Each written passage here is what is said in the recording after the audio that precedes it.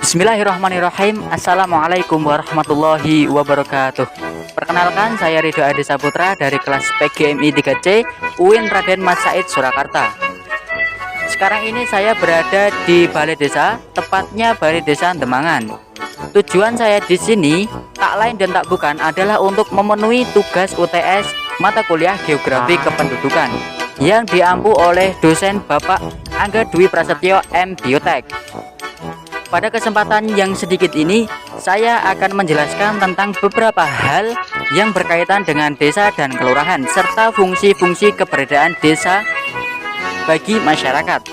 Nah, bagaimana penjelasan dari saya tentang hal-hal yang berkaitan dengan desa dan kelurahan serta fungsinya?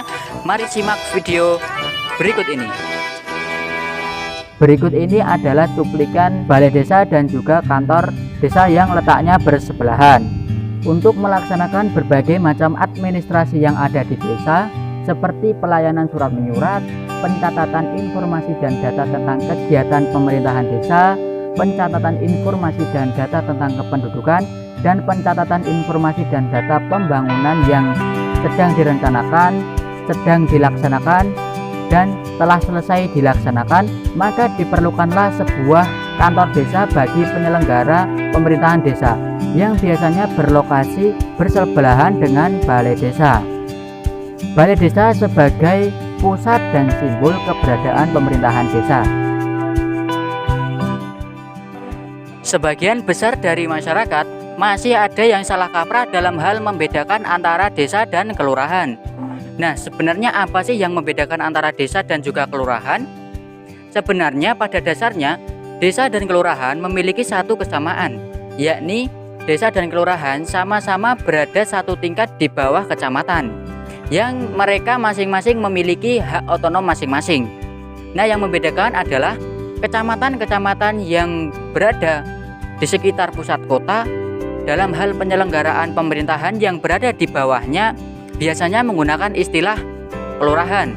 Sementara untuk kecamatan-kecamatan yang jauh dari pusat kota biasanya menggunakan istilah desa. Lalu aspek-aspek apa saja yang membedakan antara keduanya? Selanjutnya kita akan mendalami aspek-aspek yang membedakan antara keduanya tersebut. Aspek yang membedakan desa dengan kelurahan yang pertama adalah sebutan pemimpinnya. Sebutan pemimpin bagi desa adalah kades atau kepala desa. Kepala desa memiliki tugas untuk menjalankan pemerintahan desa, melaksanakan pembangunan pemerintahan desa, melakukan pemberdayaan masyarakat, melakukan pembinaan masyarakat desa. Sedangkan sebutan pemimpin bagi kelurahan adalah lurah. Itu untuk aspek yang pertama. Aspek yang nomor dua adalah proses pengangkatannya. Proses pengangkatan pemimpin atau kades di desa adalah dipilih secara langsung oleh masyarakat setempat, atau sering kita sebut dengan pilkades. Sedangkan untuk kelurahan, proses pengangkatannya adalah dipilih secara langsung atau ditunjuk secara langsung oleh wakil bupati atau wali kota. Aspek perbedaan yang ketiga adalah masa jabatannya. Masa jabatan kades atau kepala desa itu selama 3 periode, dan setiap periode itu dihitung 6 tahun. Jadi kades dapat mencalonkan dirinya sebagai kepala desa selama 18 tahun. Artinya masa jabatan kepala desa itu terbatas karena status kepegawaiannya adalah non-PNS. Sedangkan masa jabatan di kelurahan itu tidak terbatas karena status kepegawaiannya adalah PNS. Artinya masa jabatannya tergantung pada wali kota atau bupati atau orang yang mengangkatnya, dan juga masa pensiun sebagai PNS. Untuk perbedaan kelurahan dan desa yang selanjutnya adalah terletak pada sumber dananya. Sumber dana yang berasal dari desa itu dinamakan APBNDD atau Anggaran Pendapatan Belanja Negara Dana Desa. Sedangkan untuk kelurahan itu namanya APBD atau Anggaran Pendapatan Belanja Daerah. Untuk perbedaan yang selanjutnya adalah terletak pada Dewan Perwakilan Rakyatnya. Kalau di desa, Dewan Perwakilan Rakyat atau stafnya itu namanya BPD. Sedangkan di kelurahan itu namanya DK atau Dewan Kelurahan.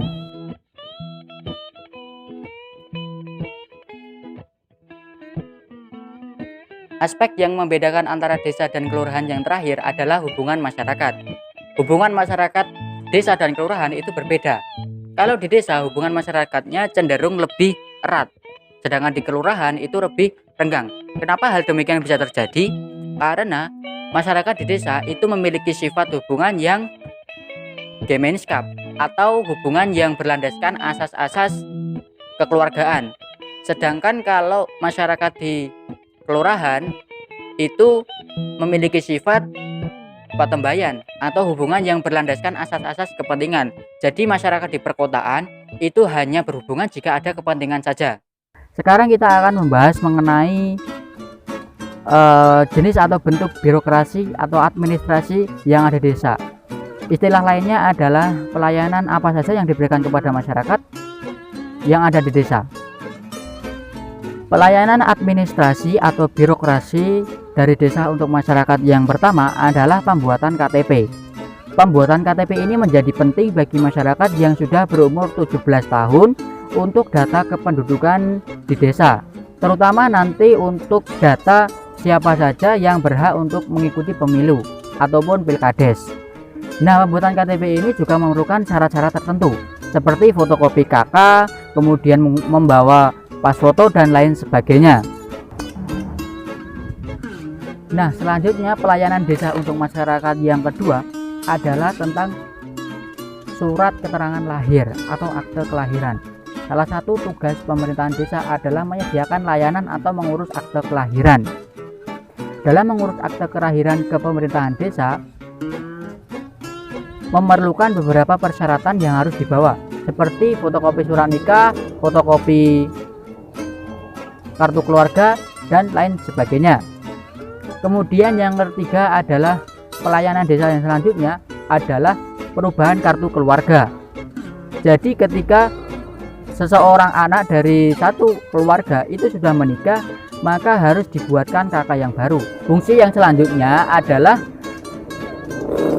menerbitkan surat keterangan kematian atau akte kematian. Urus akte kematian atau urus surat keterangan mati ini sangat penting karena untuk mencegah hal-hal yang tidak diinginkan, seperti mencegah terjadinya penyalahgunaan data-data dari almarhum atau almarhumah untuk keperluan-keperluan pinjaman atau yang lain sebagainya. Untuk itu, surat kematian ini menjadi sangat penting baik untuk pemerintah desa maupun untuk keluarga. Sementara untuk tujuan pemerintah yaitu untuk mendapatkan keakuratan informasi dan data penduduk yang potensial untuk menjadi pemilih dalam pilkada maupun pemilu. Kemudian pelayanan yang selanjutnya ada lapor pemerintahan desa. Lapor pemerintahan desa ini disediakan khusus untuk warga atau masyarakat setempat. Fungsinya untuk apa? Fungsinya untuk menerima saran, kritik, keluh kesah, dan aspirasi masyarakat sekitar. Dan diharapkan nanti pemerintahan desa dapat mengevaluasi diri, introspeksi diri, dan menjadi lebih baik untuk kedepannya lagi. Kemudian yang selanjutnya adalah pelatihan desa. Pelatihan desa ini berbeda dengan lapor pemerintahan desa. Kalau lapor pemerintahan desa itu digunakan khusus untuk masyarakat, sedangkan untuk pelatihan desa ini digunakan khusus untuk aparatur desa.